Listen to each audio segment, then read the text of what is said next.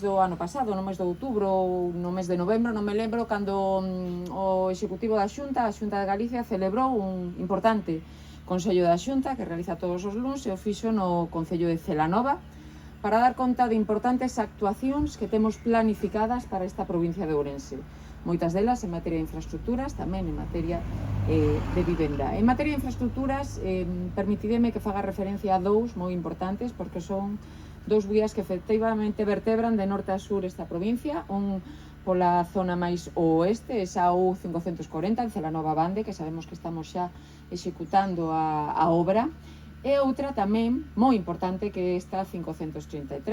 tamén transfronteriza, como ben dicía o alcalde, que conecta a Rúa con Portugal, o Concello da Rúa con Portugal. Actuamos neste tramo inicial de Agudiña a Viana, que son 15,6 km, o primeiro tramo,